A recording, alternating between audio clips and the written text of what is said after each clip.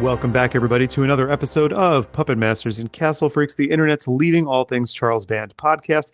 I am one of your hosts, Jared Hornbeck, but you can call me J-Droid. And I am a podcaster, in fact, whose only use is to make your lab work easier. And I'm coming to you from Brooklyn, New York. And who's hanging out with me today? Well, it is I, the completely invisible Steve Guntley. You, for all the listeners at home, that may as well be true. You know, you don't know that I'm here or not. This is the podcast about bikini sword fights, invisible fisticuffs, and the other Ivan Drago.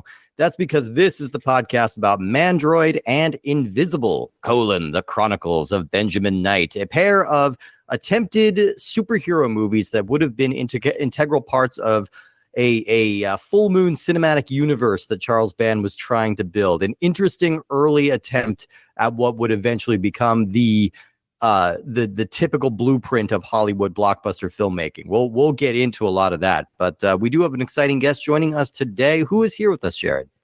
Oh, yeah, we've got a really cool guest to talk about this pair of movies with us. Our guest is a writer and filmmaker, one of the co-writers of the movie A Wounded Fawn, which dropped on Shudder, I believe last year or in 2022. Maybe it was last year. One of the movies I really enjoyed watching on Shudder. He's got a new horror movie out now called Site 13, which was released, I believe, last year in the festival circuit.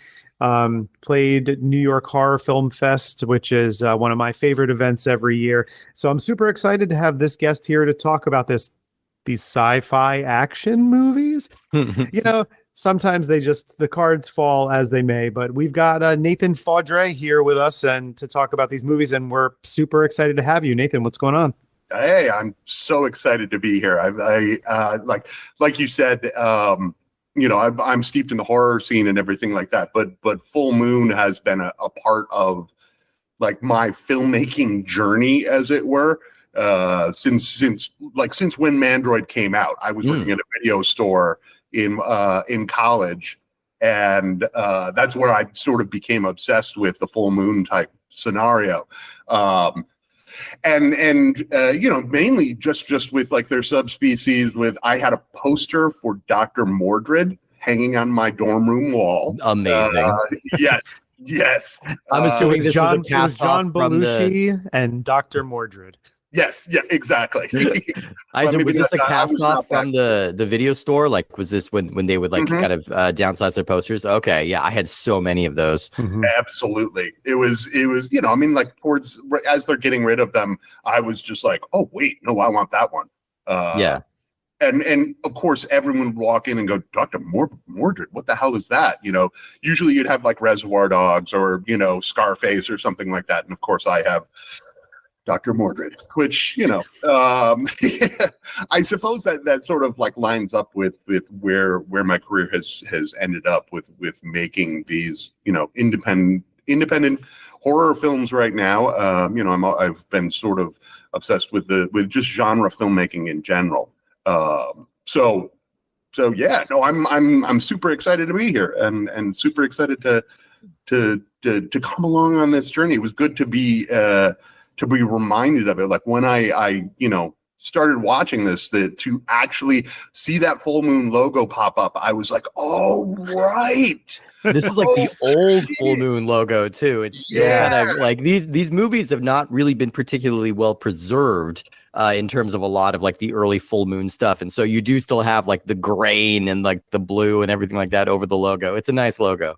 Yeah, and absolutely. Sometimes, go ahead, Nathan. I was just going to say, and in like all of the reproductions that I've seen are like of that VHS quality too. Yeah, like, which is how I watch them, because you know, you work at a video store, you get to bring home as many movies as you want each night, as long as you bring them back for your next shift. So I would just go through and snag every single one of them, because for the first time, it's funny because like watching Full Moon was the first time that I really, for me, realized, oh, I could do this.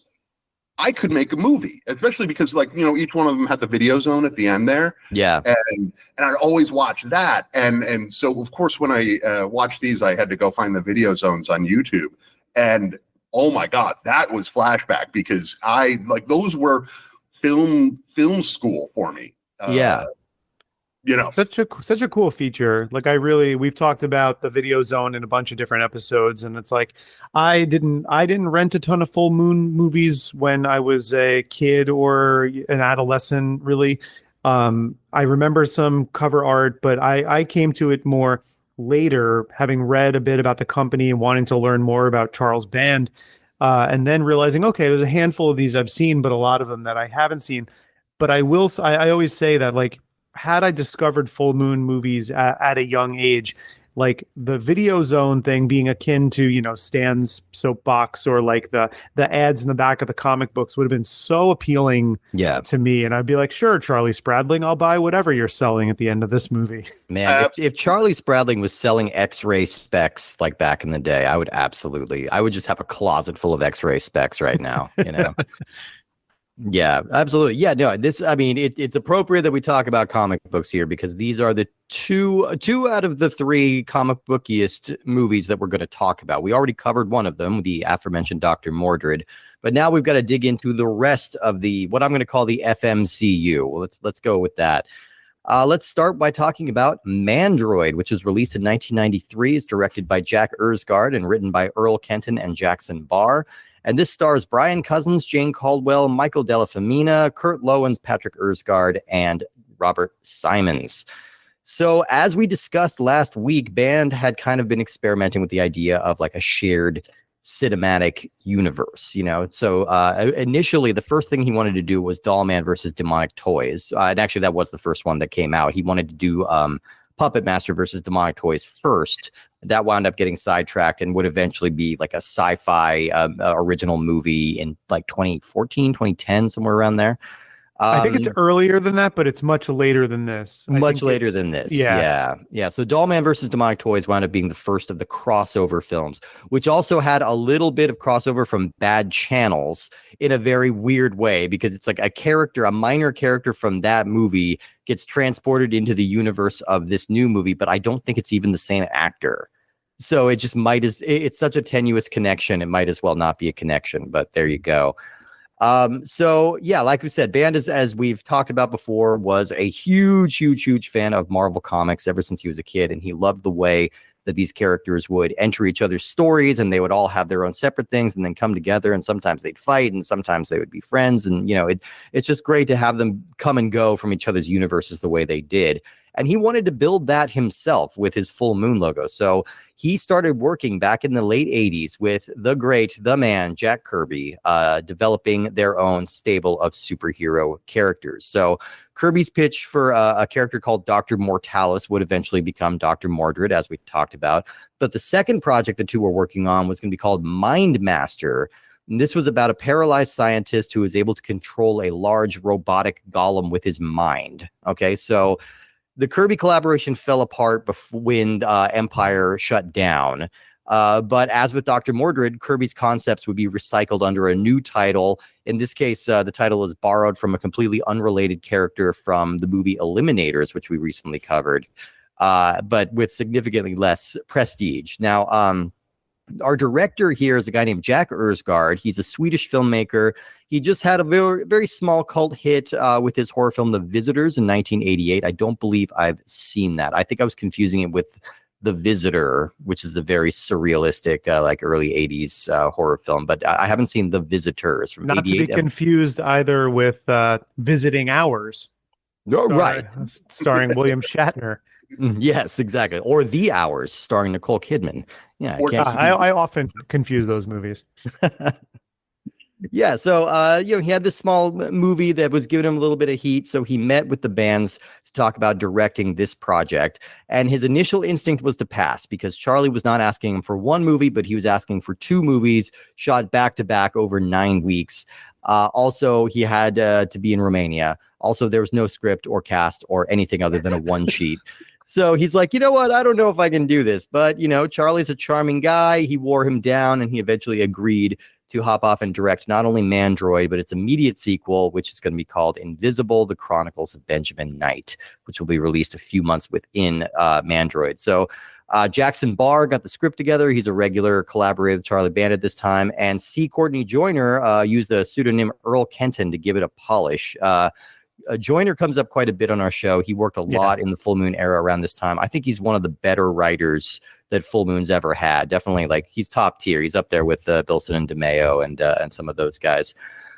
So, you know, he's doing the best he can. But regardless, by the time Erskard got on the plane to go to Romania, the script was still only 1/5 finished. And the rest of the script had to be faxed to him at his hotel. But this is the early days of shooting in Romania. The revolution was less than 5 years ago. The country is still very much rebuilding. And they had limited access to newer technology. So the script came through this rickety old fax, like a dot matrix fax, in large unbroken rolls with huge page breaks in between. So when you say that the script to this movie was kind of cut and paste together, it very literally was cut and paste together. All right. Erskard and his wife literally had scissors and glue in their hotel room, and they were snipping these faxes around and pasting them onto a sheet to turn it into. So I imagine the final script, when it was like Xerox and handed out, looked like a ransom note. Well, Steve, you know, I'm familiar with this anecdote also it came from the video aisle, but you mentioned the word Xerox when this got Xeroxed. They did not have Xerox in Romania. So these were then given to someone, a real person, who had to reproduce them by typewriter. Oh my God. That's incredible, man. And you know that's like an unpaid intern, you know, or it's just like Dave Dakota pulling quadruple duty or something, you know, he's around. He's like, fine, I'll do it. So, you know, this was still very early days for shooting in Romania. So, you know, it came with the downfalls in which that a lot of the early productions faced, you know, including like problems with communication and infrastructure and stuff like that. But it also had some of the benefits, meaning they could basically do whatever they wanted. They were like, you want to shoot a car chase scene in front of Ceausescu's palace? Go for it. You can do that. You want to do pretty much anything. Our landmarks are open to you. You don't need a permit. So that must have been fun at the very least. So yeah, again, the intention was to shoot Mandroid and Invisible back to back in one big chunk. But ultimately, this didn't happen because it was clear that logistically this was just going to be impossible. And Jack Erskard was able to convince the bands to give him a couple of months in between to come back, finish up post-production on Mandroid, develop Invisible a little bit more, and then return. So basically, he says this film they finished it up. They released this movie in March of 1993, and then they immediately returned to Romania to shoot Invisible in April of 93.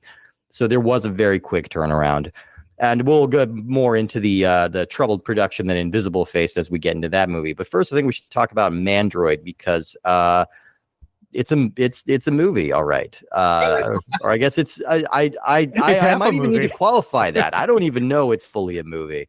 Well, Steve, it's funny because, you know, talking about these anecdotes and the production of this movie, and it's like you say some of these things out loud and you laugh about it, and then you think, wow, it's a minor miracle that a movie would get made under these circumstances. So then what happens is when we're having these conversations, for movies like this, like Mandroid, it ends up softening my stance on the movie a little bit. Yeah. Because I was coming into this one about to be like, Mandroid is very boring.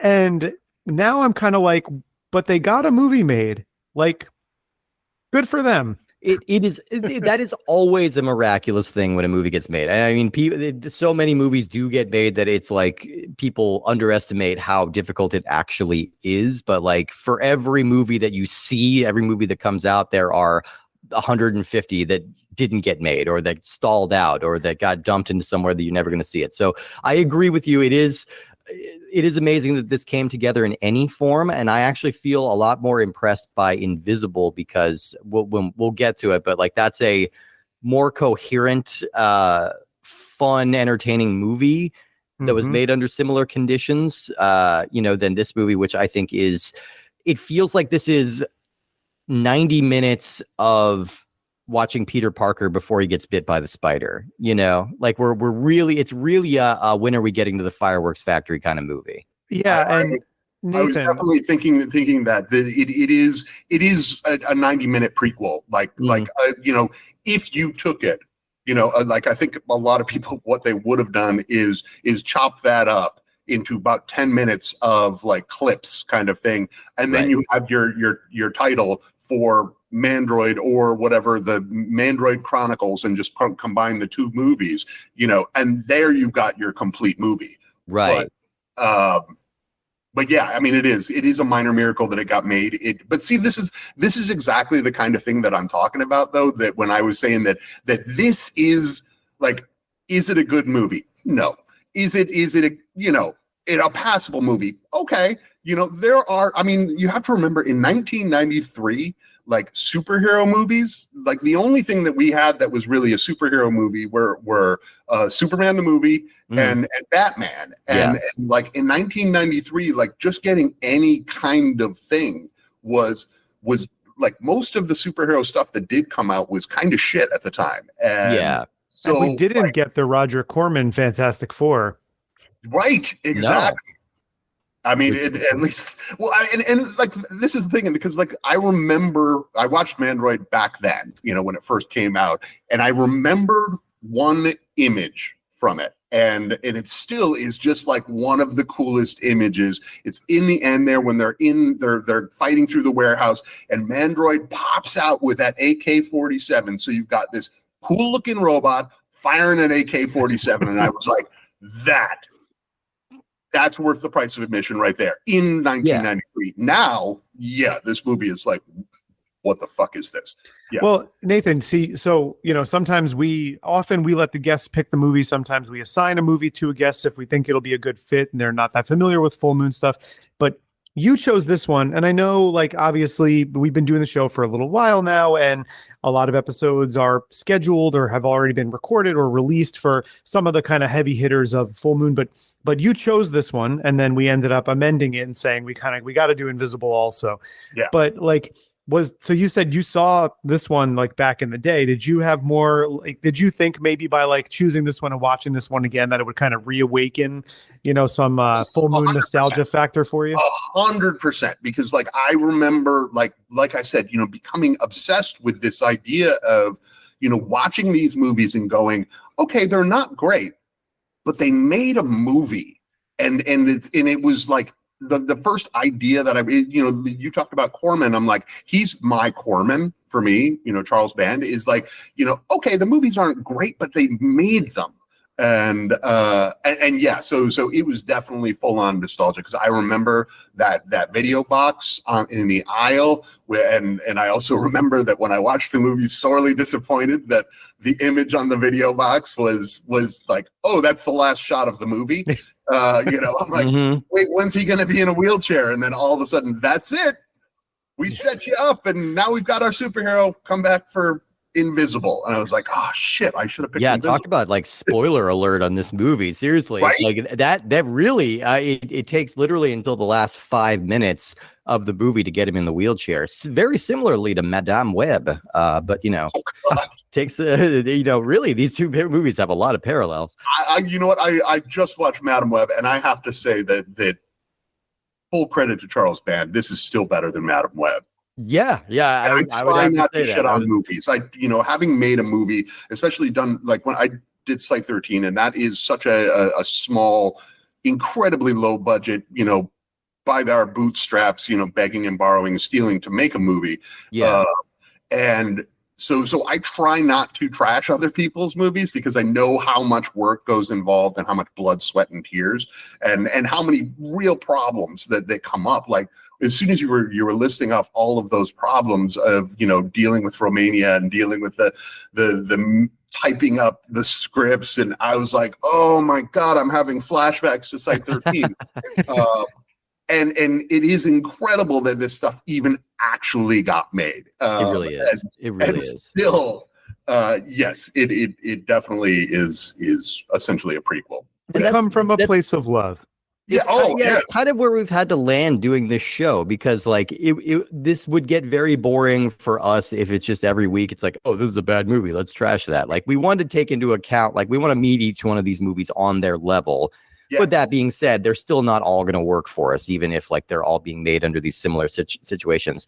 And this was the case for me with Mandroid, which is just a movie that has a lot of potential to be really fun. I mean, look at how stupid that title is. It's amazing. Like, that's so good. And Mandroid, we just watched Eliminators, and Mandroid was like a really fun character in that because it's just a cybernetic man who occasionally becomes a hood ornament and drives around on trail and like a tank tread. Well, that's where this movie that doesn't do this movie any favors, because it's like all I was thinking about is how much cooler the Mandroid and Eliminators was. Yeah, and I'm like, that wasn't even his movie. Like, here they're borrowing the name again. But you call this a prequel, like an 85, 90-minute prequel, which it is in a lot of ways. But it also struck me, it kind of plays like the pilot episode of a low budget TV series also. Like, I can almost see this thing slotted, and it's like, all right, what's our Thursday night lineup? Well, we've got Mannix and Manimal and Mandroid. Yeah, they all come on after Lex with 2 X's. Yes. Old reruns of Farscape, yeah. It does have that kind of vibe. And I think we're recording a little bit out of order, and to kind of hint at some of the movies we have coming up next, we're at the beginning of a long block of Romanian set films. All right. So we're seeing how a lot of different filmmakers are approaching this region, and whether it's used well, whether it's used poorly. And I think this is one of the movies where the Eastern European setting doesn't really add anything to this story. Crappy cars. I think it adds a lot to Invisible, which we'll get to in a second. But for Mandroid, this feels like it's trying for a RoboCop-y kind of vibe, where you're confronting like American crime, gangsters run amok and things like that, like punkers in the street. Like, it's less of a fun environment when you're in Bucharest, a country that is still recovering from a civil war. They'd spent decades underneath a dictatorial rule. So the crime that's happening is stemming from desperation. Whereas in like an American set film, like you could argue that's like, oh, this is endemic of the excess of the system and blah, blah, blah. You can make it a parody about American greed and excess. And so it doesn't really match the energy when you go to like a recovering nation in the way that this movie does. Well, and your criminals and your bad guys, or your gang members in this also could have easily been criminals and gang members from, say, like Oliver Twist or something like that, with their costumes and everything. Like, there's nothing RoboCop or futuristic about them. It's literally like, oh, okay, we've got like, this could be a Victorian type thing, other than the fact that we've got a robot and we've got AK-47. I had a moment watching this where, based on the character Joe Smith's gun, I had a moment where I went, is this a period piece? Like, right, because it looked like a Nazi kind of gun. Which again, I'm jumping ahead, but that benefits Invisible a little bit more than this one, because Invisible is kind of more of a throwback to like pulps and cereals, right? It's a man in a trench coat and a fedora, and he's turning invisible, a la James Whale movies, and he's there's a lot of like very pulpy stuff in that movie. And setting it in Bucharest, which feels like, when it's shot well, like we've seen in a couple of movies we're going to be discussing coming up, when it's shot really well, it has such a fairy tale quality to it. It's so haunting and beautiful, and just seems so otherworldly and ancient in such a beautiful way. It really suits the high-tony adventure of Invisible much more than the attempted futuristic thrills of Mandroid. Like, I had a hard time believing that anybody could set up a really high-tech, sophisticated robotics laboratory in this like fairy tale villa.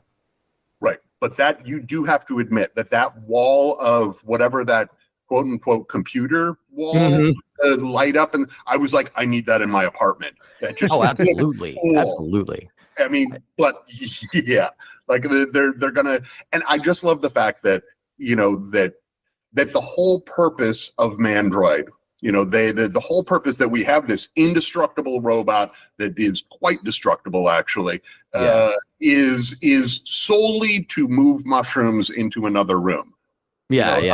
Like, one would think that if you could come up with like maybe a pulley system that might be easier than having a psychically commanded indestructible robot. But and the mushrooms, the supercon there, being this MacGuffin that they may as well have just named it MacGuffin. Right, yeah. Because it was sort of like the supercon will do this or will do this. And I never really clearly understood what the supercon was. Is it a fuel? Is it a genetic, manipulator? Is it a source? Is it what actually does it do other than give people superpowers? Right. Yeah. It's like whatever the isotope is in Marvel, the Marvel universe, like the isotope 81 or whatever it is. Right. Yeah. Or the Terrigen mist or whatever. Yeah. Right. But it's nice. It's like I think they mentioned it was a crystal or something, but like, honestly, this movie in particular is so heavy on exposition that I just completely tuned out of. Steve, you're totally right. Now, I never watched them like side by side, so I couldn't tell you. But if I had to wager a guess, I would say that there's less talking in My Dinner with Andre than there is in this movie. But there's more dancing in this, which I was like, oh, really? Yeah. Okay, so we're going to do Romanian dancing and stuff. And maybe it's a number of robots between the two, though. Yeah. This is true. It's understood that Wally Shawn is a robot, I think. It's subtext, but we all get it. Well, no, Andre Gregory has that whole like thing about robots aside that he gives too. So maybe he's just prefacing this movie. Right. But there's definitely is the prequel to this. Yeah. See, it's all that's part a of the cinematic universe. I think they now, like Steve said, we've been watching a lot of Romanian set stuff. So over our last couple of weeks of watching and recording, regardless of episode release order, we've been watching like Subspecies 3 and Vampire Journals and Dark Angel and these. And I think, if I'm not mistaken, maybe it might be my brain not recognizing that I watched Mandroid twice, because I watched it once first for the show and then back to watch it a little closer. But the scene with the accordion player and the violinist, I feel like I've seen like those two Romanian musicians used in other movies. I feel like there was another scene of just like outdoor music with a violinist and an accordion player, and I feel like it's the same two guys. They're like Full Moon Contract players. yeah, they absolutely. I mean, hey, a lot of the Romanian extras in this movie appear in all of these movies that we're talking about. There is one who's in at least either Subspecies 3 or Dark Angel, who is in this one as an extra. And the only reason I really noticed it is because the man's real first name was Radu. Oh, yeah, that's right. Nice. Yeah, that's pretty great. I mean, I'm going to give a little bit of credit to this movie. I really like the score in both of these films. These are usually done by Richard Band. This time it's by a guy named David Arkenstone, who would actually go on to be a huge video game composer. He wrote the theme to World of Warcraft, which is massive. So that's he found a great deal of success, and I think he gets the vibe of this movie maybe better than the filmmakers do. He gives it a lot of good, like, Danny Elfman-y sort of superhero energy that I appreciated. And, there were a lot of silly elements in this that I thought were fun. Yeah, like, first and foremost, naming the villain Ivan Drago.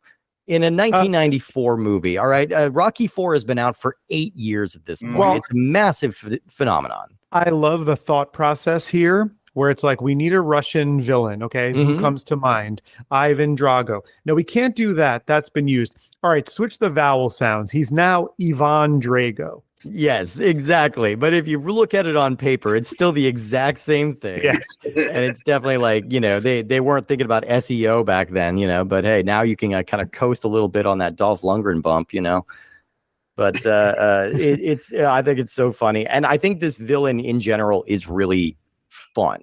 He's the best part of the movie for me. He's a classic, like, old-timey golden age supervillain type. He's like a Dr. Doom, very like. Wasn't he in one of the Subspecies movies also? Oh, I don't remember. So. Is this Kurt Loewens who plays? Yeah, Kurt Loewens plays him. Let me double check on this because I'm not sure, but I think he does appear in a few of these early Full Moon movies. And he's just one of those guys who just like pops up in everything. He worked for like close to 80 years and has everything from kind of lower end stuff like this. Like when he was born, to let you know how old he is, he was born in Prussia, not in Poland. He was born in Prussia. So he's also in Necronomicon, which I think that's not the full moon one, but it looks like these are his only ones. Okay. Yeah, he did some horror films back in the 80s. He's in The Entity and Firefox, a couple things like that. But yeah, fun guy, giving a really good like hammy performance. He gets. Was that a mushroom pun? No, it wasn't, but it should have been. Damn it! Oh man, where am I today? He's a super fun guy. Yeah. He is. And I mean, we haven't mentioned the lead of this movie at all, and that's because there's barely anything to mention with this guy. He is so passive. It's the actor's name is Brian Cousins. He had a big part in the film Longtime Companion from a few years before this, which was a really important kind of LGBTQ landmark film in a lot of ways. And he had a big part in that. And so he had a lot of heat at this time. And I'm not even blaming him for the performance. It's just he gets sidelined so much. And in a weird way, I would argue this is more of a Benjamin Knight movie. And then the next one is more of a MANDROID movie in an odd way. But 100%. Yeah. They do this strange thing of oh, Benjamin Knight, you've been in this horrible accident. It's turned you invisible. Okay, you sleep it off. We'll check back with you in a couple of months. The next movie. Yeah. Yeah. But it's ooh, that's going to be intriguing when you wake up. Okay, but you stay there. But it does, we spend a lot more time in the early going with Benjamin Knight. And then once he's kind of sidelined, it's a whole lot of time spent with Drago. Well, I think it's almost 18 minutes before Wade actually is even introduced. Yeah. And we spend more time with Drago with his hideous accident, and then him running down hills and falling in water and going down tunnels and meeting people. And I'm sort of wait, is this Drago droid? Or, it's so, I agree with your assessment that it is 100%, I was if they just changed the titles to Team Mandroid or something like that, and Team Mandroid Part 2, then I think these movies would have made a little bit more sense. I liked your early pitch of the MANDROID Chronicles. I think that's fun. Overall, the MANDROID Chronicles. And then we'll talk about it, but I was not clear if Invisible was the name of the character, but I think that'd be a dumb name. I think Benjamin Knight is a better superhero name than just Invisible. But obviously you can't go with the Invisible Man. But either way, he ends up eating up a lot of real estate in this movie and then just not following through. So this was shot very much like a movie that's all going to be done in one piece. They were confident that they was all going to come together in a way that everyone would follow. And then the weird thing was when Invisible finally did come out, they didn't advertise it as a sequel to MANDROID at all, which is really bizarre because it is so reliant on you having seen MANDROID if you want to understand anything that's going on. But none of the print ads mentioned it. They really didn't play up in any way that these movies were connected. You wouldn't have guessed it from looking at the cover art of either of these. Oh, absolutely, yeah. So it's kind of interesting. I remember when I got to that chapter, and it came from the Video Aisle book where it was talking about the Jack Kirby influence and being okay, so this movie, because there's a little inserts of the cover art in the chapters, and it's oh, so MANDROID, okay, I've seen that poster before. Invisible, I've seen that poster before. So these were ideas that were on, based off of stuff that Charlie Band sort of workshopped a little bit with Jack Kirby. And then reading it more, it's no, this is a legitimate continuation of this story, and you're absolutely right. There is nothing to indicate that at all. No, it's so incumbent on each other. They really, really rely on each other. And you probably would have done better in either case with playing up the connection. It would have. I mean, and you have to remember again that this is 1993, so this is way before 2008, and the Marvel Cinematic Universe, could really popularize that. And I think that it seems almost like he got cold feet or something like that, and was oh, well, someone must have said, interconnecting these movies is not going to work. Yeah. And if he had played it up, Charles Band would have been the innovator. Especially with had heard of that idea of the Legion of Doom that they had talked about at some point, which would be the Avengers kind of the Full Moon universe. And if he could do that, like, I mean, Full Moon would have still been Full Moon, I'm sure. But, yeah. But we'd be remembering it, like, because so much of the last 20 years of filmmaking has been dominated by this shared universe idea, and so this definitely got to that idea in a much faster way than anyone else. Yeah, well, let's transition a little bit to Invisible, because this movie has a lot more meat. If you transition into this movie, you have to do it in the way that it is done on celluloid. Ooh, okay. The last scene of Mandroid comes out of nowhere. And it is hilarious. Like, it's just Ivan Drago deformed, sitting in the room with a prostitute.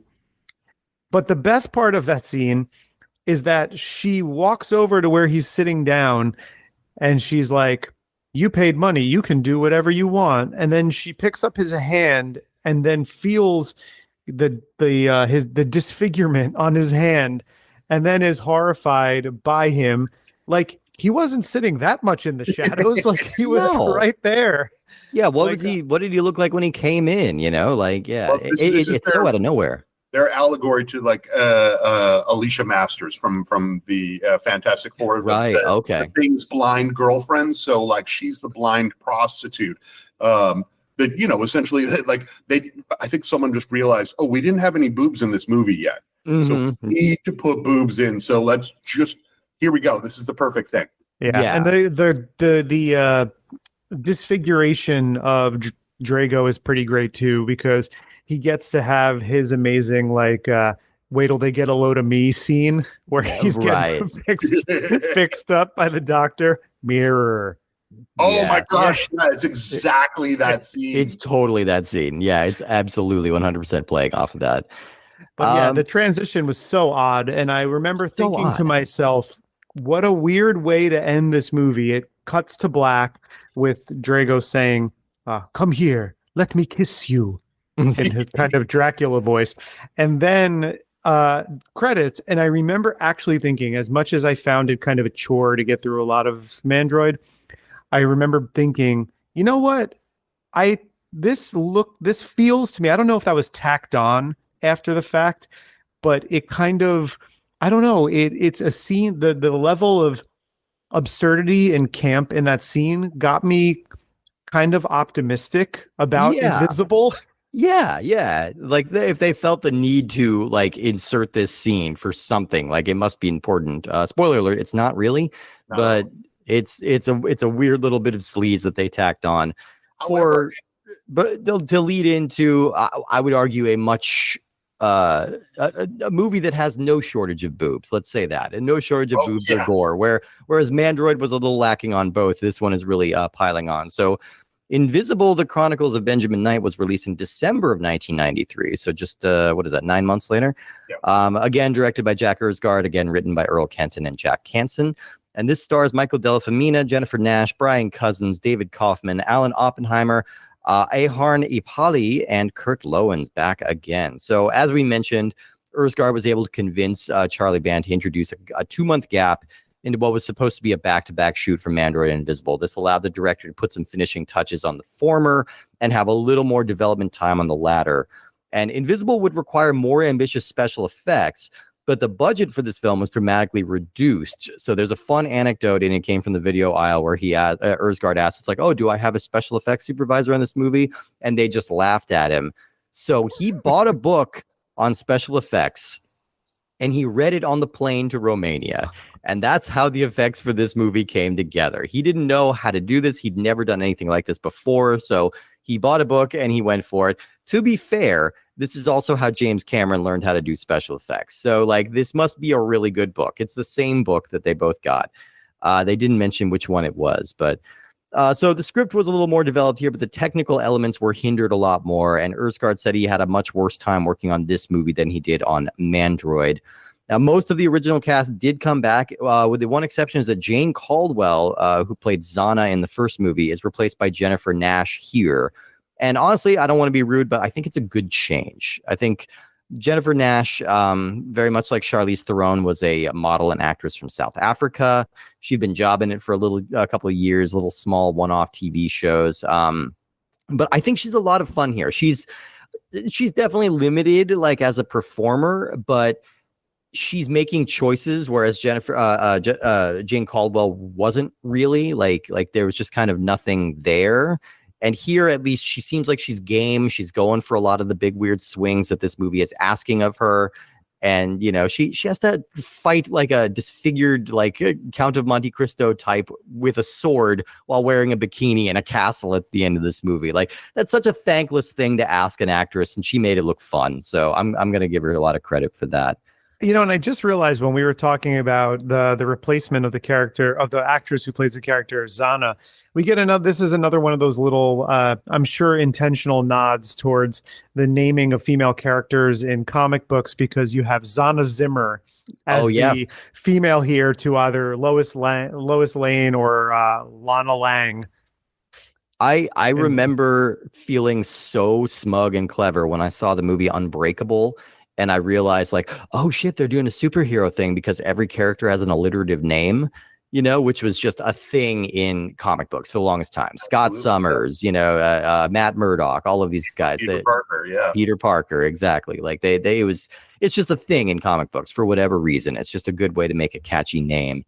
Yeah, and they're doing that here. It also feels like maybe a little nod to like Zatanna or someone from the DC universe. But to be fair to Jane Caldwell, in Mandroid, there wasn't a lot for her to do either. There was nothing. They're like, here's exposition, do that. So, like, you know, yes, she's way better.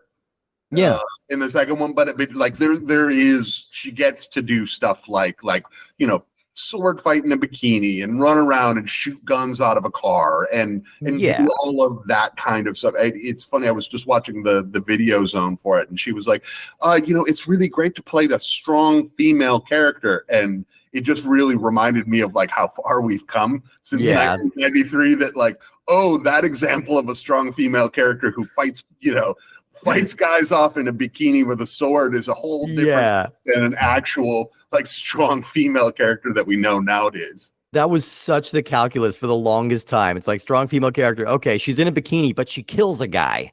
Yeah, so you know. Done. Yeah, that's the extent of it. Like, and that really is kind of the calculus going here too. I was going to say she was wearing a bikini, and that's her choice, but it's not actually in this movie. It's not really. No, she was enslaved by crazy people, which we will get to. But so yeah, whatever reason, and I'm still not really clear why, but Charles Band was not really happy with either of these films. Not like in an angry way, just like I think whatever reason it didn't reflect what he wanted. And so these movies were kind of backburnered a little bit. They weren't really promoted very much. Like, they don't really get mentioned. Like, I didn't know Invisible existed when we started doing the research for this, and let alone that it was a sequel to this and that they were very much like of a piece. So it's definitely kind of one of the buried movies. And he did have high hopes for this franchise at one time, because there's a poster that exists that shows a movie called Legion of Doom, which was going to be Charles Band's version of the Avengers or X-Men. You know, on the poster, you had Dr. Mordred, you had Benjamin Knight, you had Mandroid, and you had Dollman. And Dark Angel would have been added to the mix after a little while as well. So, like, that's a fun crew to get together for an adventure. I just want Tim Thomerson and Jeffrey Combs to fight crime together. That sounds so fun. But that never happened. And I think he just was never that invested in the superhero thing again after this. He's still very much invested in the shared universe, like arguably more than ever. Weirdly, the Evil Bong movies have become sort of the hub for all the different spokes. Well, you nailed it, Steve. I think Charles Band really showed his true colors here, which was he loves comic books. He loves the idea of extended universes. He wants to bring these characters together, but obviously he fixated first on Dollman. There's no tiny terrors in this movie. Yeah, that's why it didn't pass the test for him. Like, he needs something small. He needs a doll. He needs a puppet. He needs something like, and it's to then see all the like Ginger Dead Man and Evil Bong crossover stuff that would come later on. I genuinely think like that has something to do with it. It's like Yeah. There's comic book aspects in terms of story writing, world building, marketing that he obviously loves and wanted to emulate, but I don't think he had interest in such a straightforward sci-fi action adventure that we got in If movies. Mandroid had been 6 inches tall, this movie would have the whole series would have gone. Oh, absolutely. He'd be fighting Puppet Master like within a year, like he absolutely would be. It's very much the same thing. Like there was another movie being developed by Bilson and DeMeo called Decapitron, which was going to be a really expensive like sci-fi production for Empire. That movie never happened, but that character just got folded into the Puppet Master universe in 4 and 5 as a puppet, so like if he has the opportunity to take a character and shrink it, he's going to do it, which is an interesting thought process. Had Mind Melder, what was the original Mind Master and Mandroid, had these projects fallen through and not gotten off the ground, I wonder if we would have gotten a puppet called Mandroid. I would not be surprised. I genuinely would not be surprised. Or like a little invisible puppet, like I do not doubt that would have happened. Yeah. But so all of this is to say, like, okay, so little rambling anecdote, but my girlfriend's out of town at the moment. She called me earlier today so we could check in, and she's like, oh, what movie are you getting ready to podcast about? So I told her about these movies. She asked what they're about. I'm like, they're kind of boring. And then I start describing the plot of Invisible, and I'm like, oh shit, okay, this movie's insane. Whatever reason, I was watching it and I'm like, I'm a little in and out, but it's one of those movies like similar to Mandroid. Like Mandroid, I had a really hard time focusing. It was not really keeping my attention. I was looking down at my phone. But the difference between and I was doing that a bit in Invisible too, but the difference between is every time I looked up from my phone, something insane was happening. Like it wasn't just they were making some huge choices and some really weird things, and some of which were really effective. The plot description of this movie is basically a Stefan sketch. Kinda. Yeah, it is. It has everything. This movie has everything. Yeah. Escaped mental patients, bikini sword fighting, Mandroid punching people into a pit, Dan Cortez. Absolutely. I mean, I think I have a bit of a soft spot for this one compared to Mandroid because it's much pulpier, it's much dirtier, it has much more focus, and it takes much bigger swings. Also, I just like Invisible Man movies. It wasn't even something I was actively thinking about, but I'm like, there are very few Invisible Man movies that I don't find interesting. Even like Memoirs of Invisible Man, which is arguably the worst John Carpenter movie, or at least down in the bottom quadrant. Like it's still a fascinatingly weird movie with some great special effects. Like it's a cool effect to get when it's done really well. Like in the recent Invisible Man, it's like pretty transcendent. And or in the original Invisible Man, like the James Whale 1933, those special effects are still like pretty stunning for the time. I watched that movie again maybe 9 months ago. Mm-hmm. I think maybe it was after I watched a documentary series about James Whale, and I watched that movie again, and I was just like shocked at how good it is and how good Claude Rains' performance is. Yeah, it's a top five like it's Universal amazing. Monsters for me. Yeah, it's up there with Bride and Creature from the Black Lagoon. Like those are the big three of the Universal Monsters for me. And yeah, it's always fun. Like when it's done really well, it's an amazing special effect. When it's done, let's say on more of a budget, it's still hilarious. Like there is some absolutely amazing invisible fist fighting scenes in this from these very loose-limbed Romanian extras who need to like flail around crazily. Like there's a large man that's just punching them. My favorite moment in the movie, I think one of the funnier moments in the film is like they're walking by a guard. He gets punched by Benjamin Knight invisibly. Then Mandroid comes by, bonks him on the head, and then Wade wheels by in his wheelchair and bonks him a third time. It's just like everybody gets a punch. It's very cute. It's very comic booky, very silly. So like, and there's no consistency in this movie about like. people will be looking in a direction like where Benjamin is talking and then immediately proceed to walk right through him. I know exactly what scene you're talking about. Do you? Yeah. I had the same exact thought. You're talking about the scene when Mandroid is freeing all the prostitutes, right? Exactly that scene. Yep. That's exactly that scene. They're all looking at him. They're all making direct eye contact with the place where the voice is supposed to be coming from. And then in a mass, they walk right through him. Yeah, it's like Mandroid's there. They all start walking and you just hear, ow, ow, ow, watch out, ow. My toes. I would love that. Yeah. Oh, you're bumping me. Something like that. Like, so it's entertaining whether it works or not, and they do have that benefit of like, all right, your special effect is an invisible guy. So all you just need to do is just shoot a guy who's not there.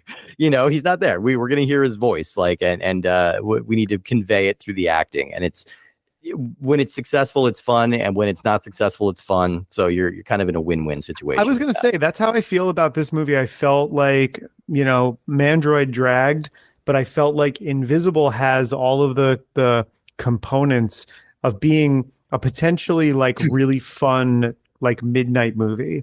It like does. It's a movie you could put on. And like you said, Steve, it's like, whether or not you're engrossed in the story so much doesn't really matter, because there's going to be something every couple of minutes that's so wild and memorable that it's going to stand out to you. And it's like, I had a lot more fun watching Invisible for those reasons. It's just like the whole thing about like the mental patients and one of them who looked unfortunately like Charles Manson. Yeah.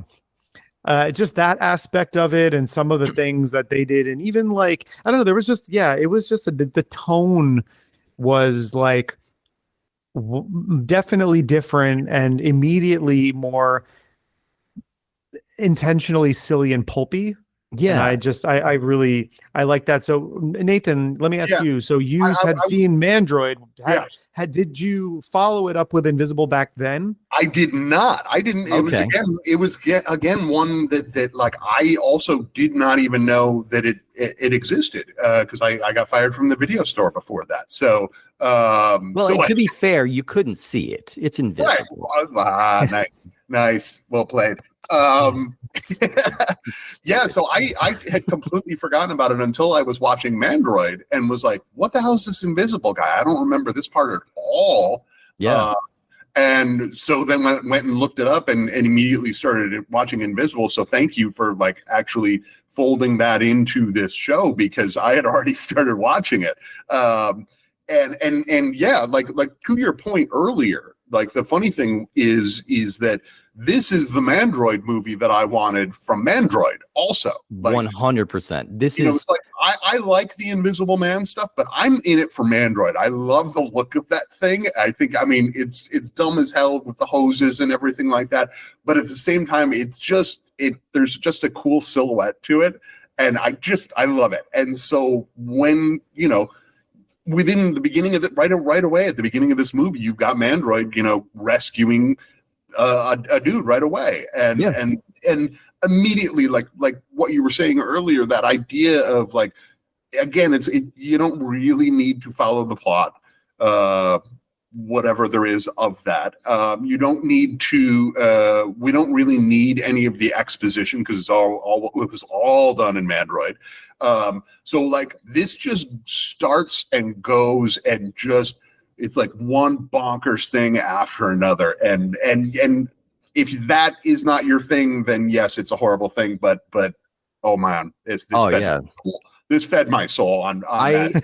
I definitely want to spend a few minutes talking about like what I think weirdly is the most successful and interesting element of this whole movie. And that is the whole mental institution subplot, which is so surreal and nightmarish, and it evokes like women in prison movies, like from the Corman era. It evokes like all these weird kind of.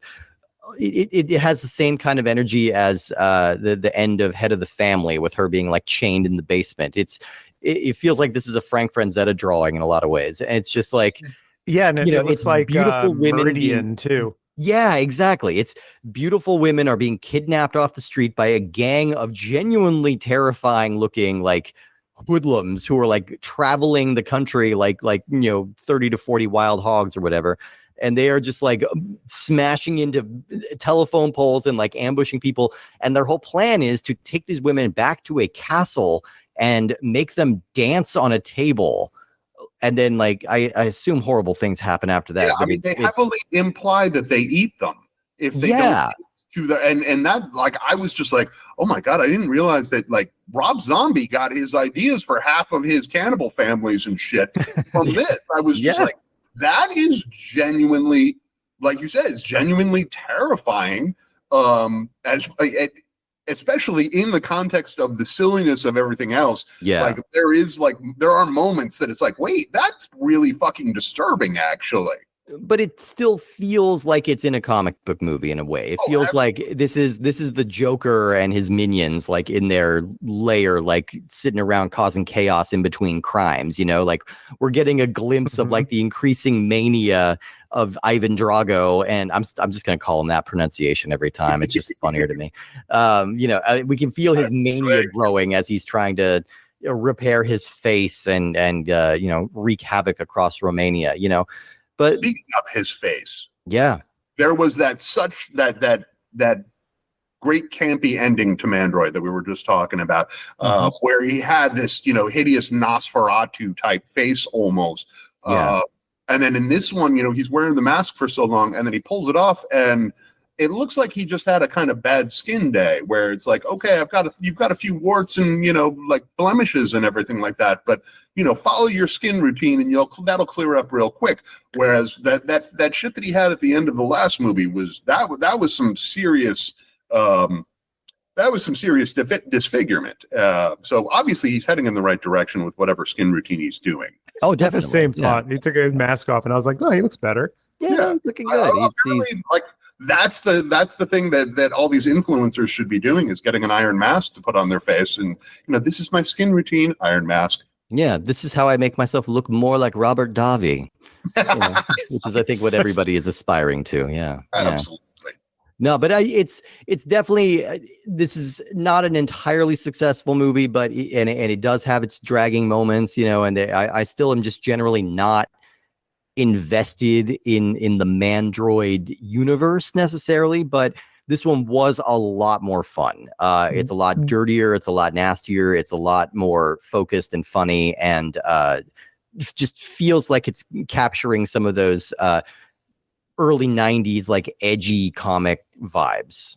Well, this has more like, this is definitely they're trying to appeal to, you know, the people who would be kind of beating down the doors to rent whatever the first couple of Torchlight releases are going to be. Sure. Like they've got a little bit of that in here. I think there's kind of there's kind of like a PG-13 aspect to the first movie, and then this one comes in like hard R, and you can tell that it's intentional. You know, we get a pretty like superfluous slow-mo sex scene. Yeah. That seemed to go on forever, right? Yeah. Very I was expecting Berlin to start piping through the movie, the way it was being shot. Like, it's very like slow-mo blue light lovemaking, you know. Yeah. But it's, you know. Was Dakota on set for that one? Oh, you know he was. Well, no, they looked too engaged. If Dakota was on set, they'd be like half asleep and just like thrusting against each other. Yeah.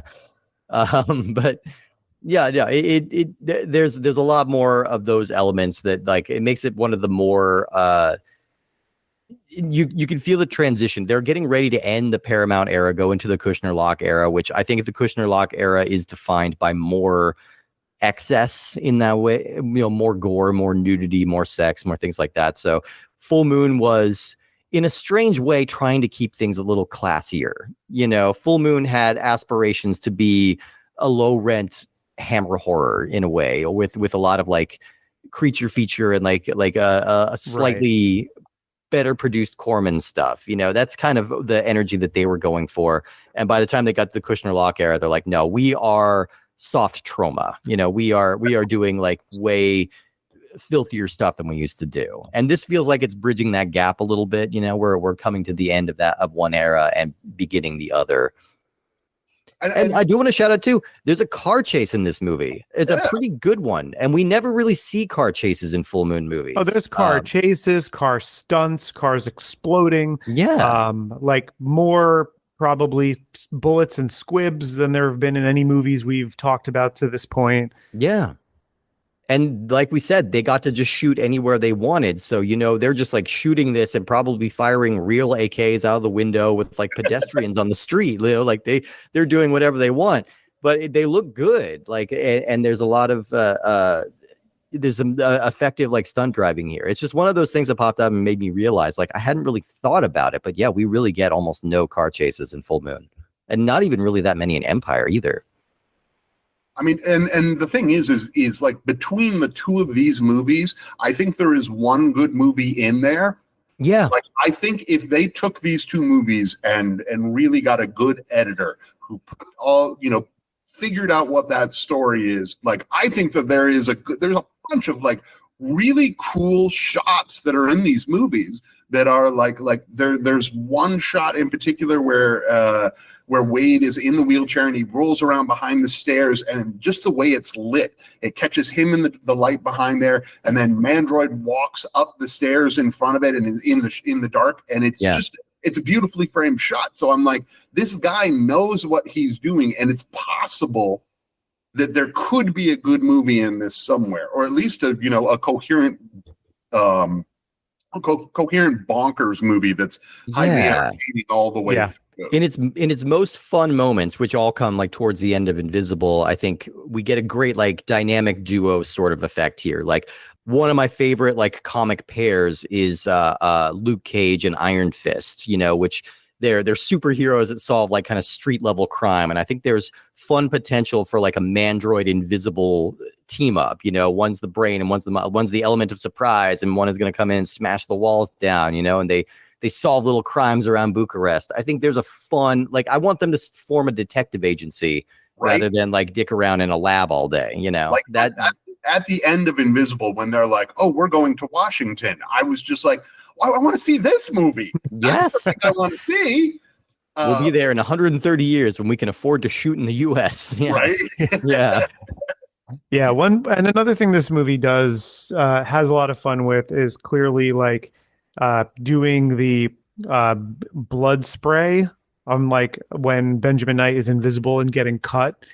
It's like, oh, like they swing the sword through nothing, and then you see like a little blood spray across the floor, which led to one of the most genuine laughs I've had in a movie we've watched. I guffawed at this line when after he gets hit, Benjamin Knight gets sliced with the sword and the blood spray goes down, and then it's after Drago is taken care of, and Zana walks over to him and she goes, "Benjamin, can you hear me?" And he goes, "Yeah, they didn't cut off my ears." And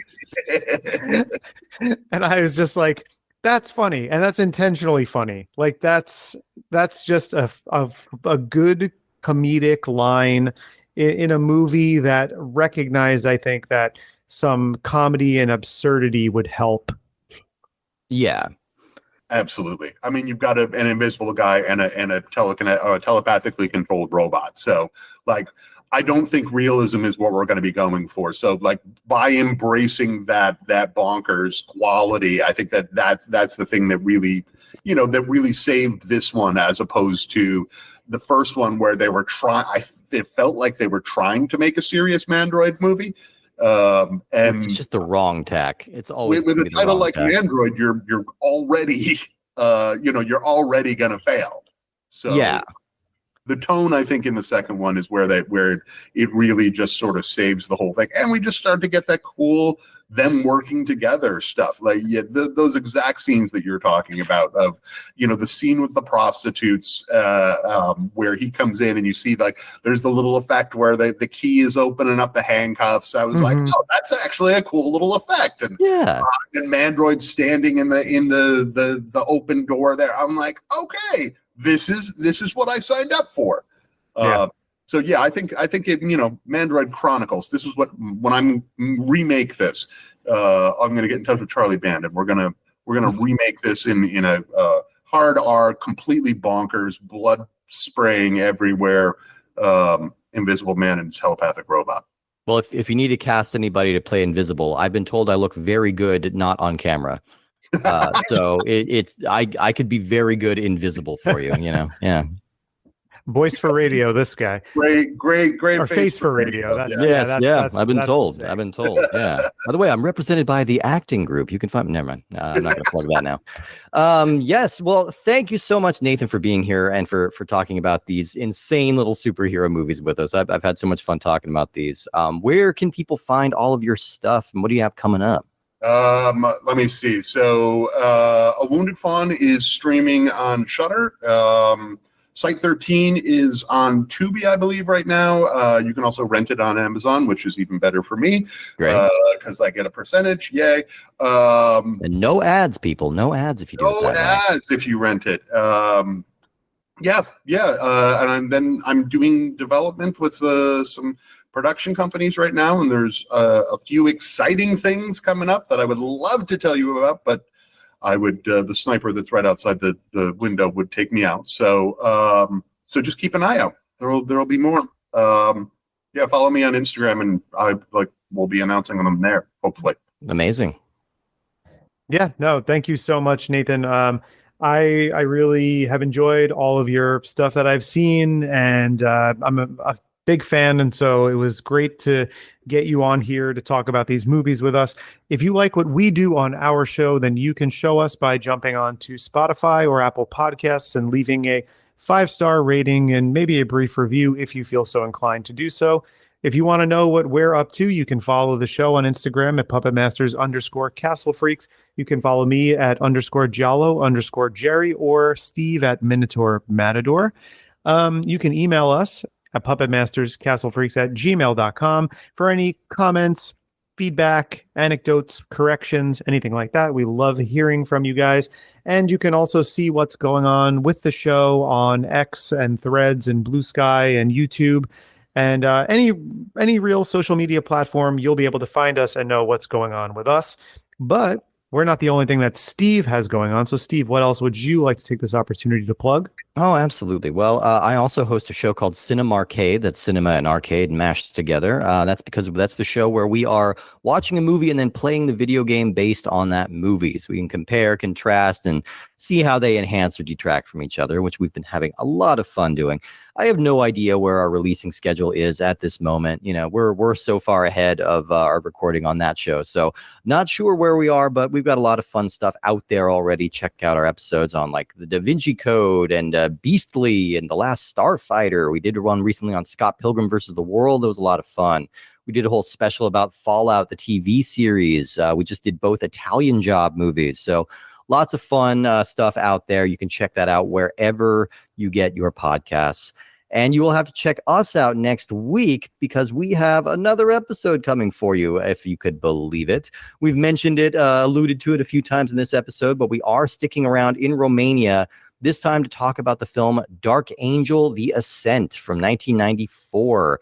We're gonna get into it. I don't want to spoil it too much, but I will say that movie fucking slaps. Go check it out and then listen to our discussion about it because it kind of rules. It's a lot of fun, and I had a great time talking about it. So, Steve, I'm sure you just made a lot of people smile because I'm sure there's always a little hesitation when we say what the movie is going to be, and some of the people who are listening are like, oh, that's one of my favorites. I hope they don't shit all over it, which we don't really do. We don't really do. We approach everything from a loving point of view, but Dark Angel rules. And just know, next week you'll get to hear us and our guest more or less gush about how effective that one is. There's some gushes. There's some gushes for sure. All right, y'all. Well, we will see you next time, unless you're invisible. Oh, God damn it.